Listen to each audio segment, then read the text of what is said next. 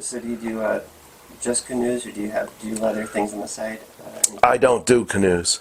Well, my bad. It's not a canoe. Yeah. That's a colloquial term. Yeah. Well, so. It's like a canoe to the untrained eye. Well, exactly. People do always call them canoes because they're pointed at both ends.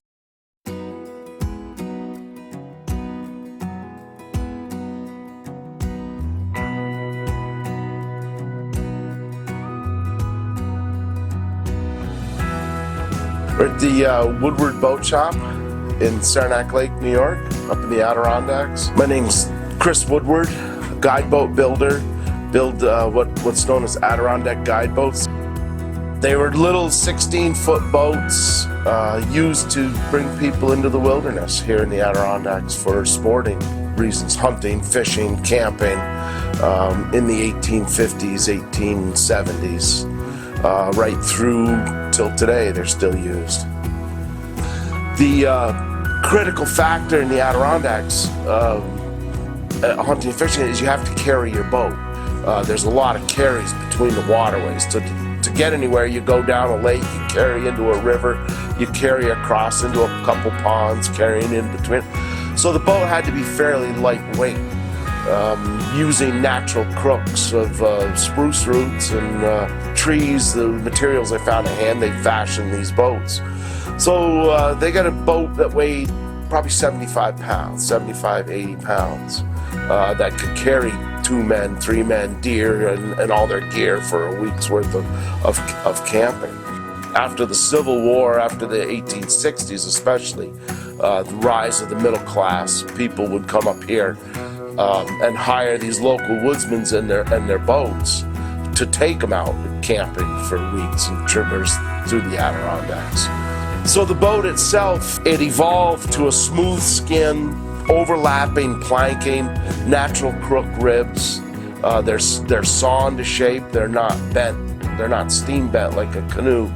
The Vikings been building boats like this for 2,000 years now. The original boats had a little transom, a little back to it, but they got rid of that fairly quickly and made it pointed at both ends.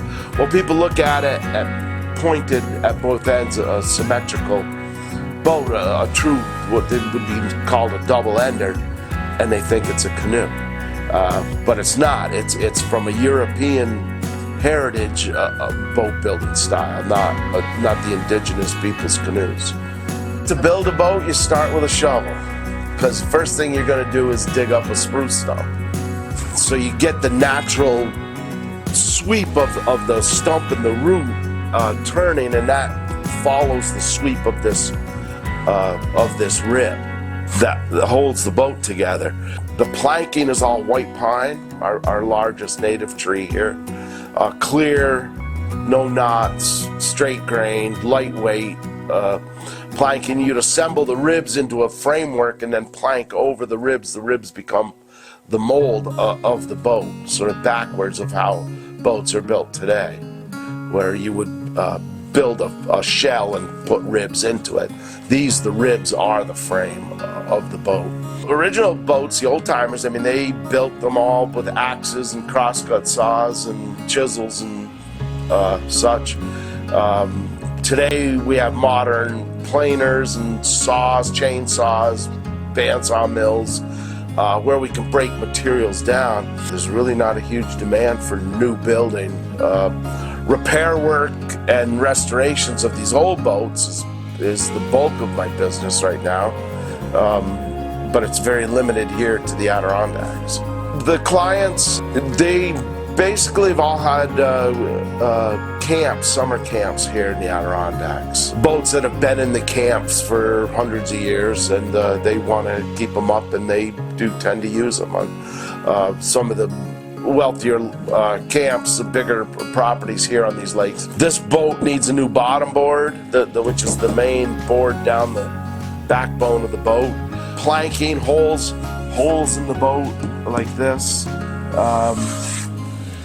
Busted ribs, rotten ribs, replacing ribs, replacing stems, all of it. It's a lot harder to repair a boat than it is to build a new one, depending, of course, on the amount of work involved. But this is one of the harder jobs there is, to break down to take out a bottom board and put a new one in, because you have to fit everything to what's right there. First of all, you have to take it apart, and then you have to fit it exactly to what is already existing. Whereas building a new boat, much like restoring an old house versus building a new house, you build from the foundation up, everything stacks on top of each other, it's all very logical, it all goes smoothly. Whereas repairing, restorations, like I said, you're tearing out the old stuff, which is dirty, nasty work, and then you're fitting it exactly to what's already there. The shop was built in 1930 by a man named Willard Hamner, who was a boat builder, learned from his father, Theodore Hamner, who was a boat builder in the 1890s. He built the shop, they said, in 1930. A fellow by the name of Carl Hathaway worked in the late 50s, 1950s for Willard. Bought the shop after Willard's death in the early 60s. In the 80s, 1980s, North Country Community College offered an apprenticeship course with Carl Hathaway and another local builder in building these boats. And I took the course and was lucky enough to stick around and work for Carl in the late 1980s and bought the shop in 1991. It's been 3 generations of boat building for almost 90 years now. Maybe 100 people went through the course in the course of 10 years, but of that, maybe a half dozen built boats from that, and today I'm the last, essentially, of the builders of that generation. No one's really that interested, to be quite honest with you.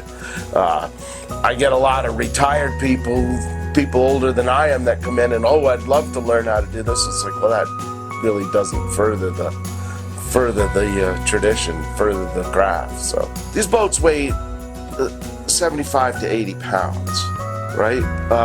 These were the original ultralight carry boats. Today, people think, well, that's very heavy. Well, it wasn't until 30 years ago that Kevlar canoes, a 16-foot Kevlar canoe, weighed 65, 70 pounds. Well, nowadays, of course, you have carbon and the modern materials, and you can get a small canoe that weighs 28 pounds. Well, you can lift that on your car. You can bang it on your car. You can carry it easily by yourself. Being modern plastic materials, fiberglass, epoxies, the resins, they don't require the maintenance that a wooden boat requires. Wooden boats in general are sort of basically hit their peak or past their peak. They're the nicest rowing boat ever in existence. They are such a joy in the water. They're quick, they're responsive, they're smooth, they glide nice, they are very efficient. Literally one of the, not even one of, the nicest rowing boat in existence.